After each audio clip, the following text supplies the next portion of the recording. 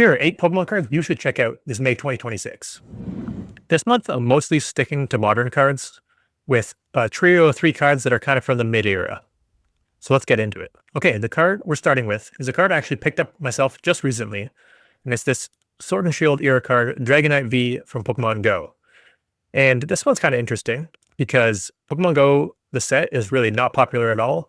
This is kind of a pretty good Dragonite card, and you can see it's really quite cheap. This is the Canadian price here, around $7. I paid $5-ish for it.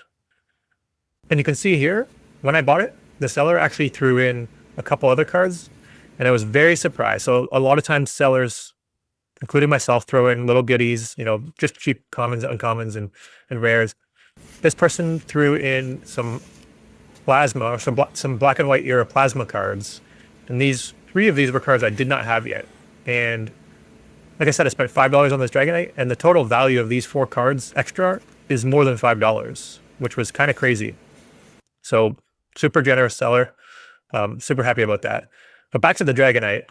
This is a great looking card.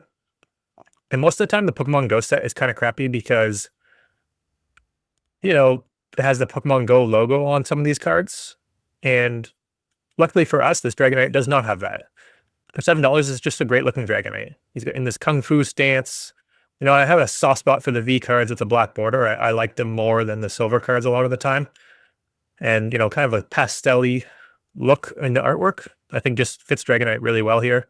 And, I have a personal bias to Dragonite. He's one of my favorites for being so goofy looking and being an OG. So would absolutely recommend you can get this card for super cheap. You can take a look here. It's been always a cheap card, basically. It had this temporary spike up around $12. I'm not really sure what happened there. It might have just been some kind of pricing glitch. It's kind of went up a little bit with the market, been pretty steady. But like I said, I got it for, after tax and shipping, it was like $5.10 or something like that. So you can for sure get this card still cheap. We can take a quick peek at the price charting, which has USD prices. And you can see, kind of same thing, whereas a couple bucks and just trended up to the $4-ish to $5 USD price. And there's a reasonable jump from ungraded to PSA 10. So if you really wanted a graded card, you could always go down a tier to a 9 or 9.5 and get it for $20-ish. And that's still a great price for a card like this, I think, especially compared to a lot of modern IRs and stuff. I think people sleep on the Sword and Shield V cards a little bit. Okay, next card is another modern card with this Heatmor from White Flare. And a lot of these cards I'm showing off are pretty cheap, except for the last one. So you're going to want to stick around for that because it's pretty interesting. But this Heatmor here, it's just such a weird card, and I have a soft spot for weird cards. Anytime you have more than one Pokemon in a card, I think it's a great thing to pick up. Now, these are 2 Pokemon that are not beloved by any means. I maybe have a personal bias towards Heatmor because I played this cheeky Heatmor deck back in the day. But with the Durant in the background, Heatmor licking this log, I just find it kind of funny. I think it's a cheeky card, not to keep using. Yeah, I just think it's a cool card to grab. And again, $8 Canadian. And the price is kind of interesting here. This is one of the reasons I wanted to point it out. So right away, it was really expensive. People were super into it. And this is usually pre-release. This kind of thing happens. And it tanked down. So if you look at the 6-month window, it's probably slightly more useful. But the price has been super steady, even with the uptick here. It only went up $1. You can see here, $1.15.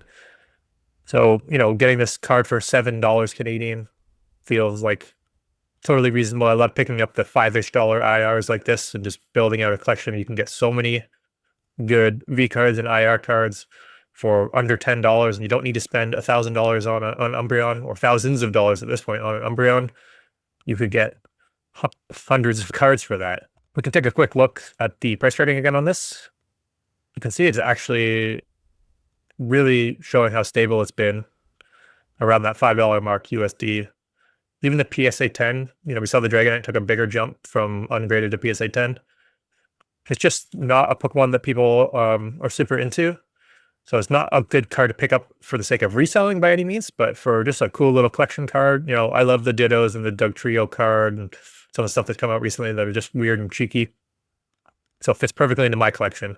And if you're like that, I think this is another great one for that. Okay, the next set is actually 3 cards, and these are the mid-era cards I'm talking about. Some people even call them vintage at this point because they're from black and white.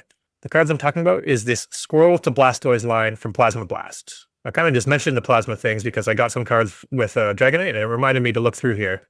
And this trio is interesting because the Blastoise from this set, and by extension the Squirtle and Wartortle, were used quite a bit in the TCG at the time because of Blastoise's ability, which I'll show in a second. And these are just cool cards. They're kind of like water benders is how I describe them. So you can see the Squirtle here bending water, you know, like an avatar. And I think he's maybe a little overlooked because of that. It's kind of obviously it's a common card. So this card specifically is going to be pretty cheap. A vintage to mid-era common card. It's $3 Canadian. I didn't bother pulling it up in PriceCharting because it doesn't like do super great with this low of a price, but you know, the price hasn't really moved in this time. Obviously there is an expensive stamped version if you care about that kind of thing. But if you're just doing this for the sake of the trio that I'm talking about, you go with the normal or the reverse holo. And even the reverse holo is still pretty cheap. And the black and white era reverse holos are pretty solid looking. They're not like the Mega Evolution reverse holos that we have right now. I like them. So picking up either one of these is pretty reasonable. And like I said, it's not like the price has changed a whole lot over time. You know, it's gone up. Really, it says it doubled here, but from going $1.50 to $3, it is not that much in today's market. So pretty cool. I'll show, to really illustrate the, you know, water bending effect, Wartortle I think is like the strongest version of that. You can really get the vibe there of the water bending. This card is actually even cheaper than the Squirtle. It makes sense. People like the true like beginner starters. The beginner starters even more. But I think if you're going to go get the Blastoise and the Squirtle, get the Wartortle too. You know, complete the trio. But he's pretty cool. And then the Blastoise is like a weirdly menacing, less of a water bender effect on this one. But I think he's kind of cool. You know, with the focus of the side eye here. There's like a Houndoom card that's very similar to this in modern cards. I think as a trio, they're just really cool. And this Blastoise, really not that expensive. The holo effect on these water cards is really awesome in the black and white and X-White eras. I was a big fan of them. So $24 for a holo Blastoise. You can definitely get it cheaper if you go LP, or even way cheaper if you go MP. Because these were played a lot, you'll probably find a lot of like the mid-quality, mid-condition cards. I mean, just as a quick point, the Deluge here, just like in the original Blastoise, allows you to attach infinite water energies, or as many water energies as you have all at once in a turn, which is super useful in the TCG. But if you don't care about that, you know, just a set of 3 cool cards. This one I did actually pull up on PriceCharting because it's the most expensive of the 3. You know, you spend $5-ish on the other 2 and then $20 on this one. Price has been pretty stable over time, little bump up of late. Now, using the chart is useful, but because there's so many versions of this Blastoise, you can see here there's 5, including the World Championship one. PriceCharting has a bad time trying to identify what is what here, so I never rely on it for something like that. But what it is useful for is just seeing if there's big jumps in the PSA grading. So if you care about that kind of stuff, the PSA 10 is quite expensive, and that kind of highlights the point I was making, that because these cards were played so much, it's almost an outsized ratio into PSA 10 because so many of the ones that were in the market were played. Okay, next card, back to a modern card, and this one is one that is more just like a super personal bias one. Again, not a card for reselling or anything like that. Any dog owner or dog lover, I think, would find this card endearing. You get this old man Mabosstiff here looking up to his owner who's making all this food. And, you know, as a dog lover myself, and I have a dog of my own, this kind of just resonates with me. And for $8, I would absolutely grab this card. And my wife will also love it. So it feels like a no-brainer to me. I realize it's kind of a niche pick because of that, but it's just a cool card, you know, like it's a more serene, chill looking thing. It feels kind of, I don't want to say real, but emotional, the way the Mabosstiff's looking up. I don't know. I liked it. Price has, steadily gone up with these spikes, just like the modern market has as the most part. But really, it's only gone up $2 in a year. It's still a pretty reasonable card. We can pop over on PriceCharting here and see kind of the same story. The $5 to $6 card, or up to a bit more than $100 in a PSA 10 if you care about that. I just dig this for the artwork and the chillness of it. Sometimes, you need the really intense Pokemon cards and the more chill Pokemon cards. And this one fits into that kind of thing much more strongly. Okay, 2 cards to go, and both of these are from the same set. I'm going to start with the cheaper one, which is this Drapion V from the Crown Zenith Galarian Gallery. And Crown Zenith is kind of interesting. It was somewhat maligned or ignored when it first came out. And then, as the Pokemon market, there was a ton of product available for it. As the Pokemon market kind of started picking up mid Scarlet and Violet era again, all this stuff was bought out. Now it's pretty expensive to get Crown Zenith. People realize that there's just a ton of really good cards in here. With the Galarian Gallery, there's just so many cool cards. I wanted to call this one out specifically because it's a Yuka Morii, and any artist focused collector knows Yuka Morii because they're the one that does all the clay Pokemon, and going all the way back to vintage, they've been doing it. So people specifically collect Yuka Morii, and I think this one's cool. It has 3 Pokemon in it. The Scoruppies and the Drapion here. I think the clay is super well done with the sand and everything. It just looks awesome. It being a V card with the gray and black border here. I really like this as a clay card. So a lot of the original clay cards was just the clay mon in the middle and not a whole lot going on. This one feels like a nice little scene that they set up. And yeah, I just really dig it. Any Yuka Morii lover, I'm sure, would be happy to have this card. And again, this is maybe a little more expensive for a cheap IR, but at $12 to $13, it's still pretty reasonable. There's a kind of percentage gain that you have on Yuka Morii cards or these clay cards because people collected that as a set. They'll have a binder of just the Yuka Morii cards, things like that.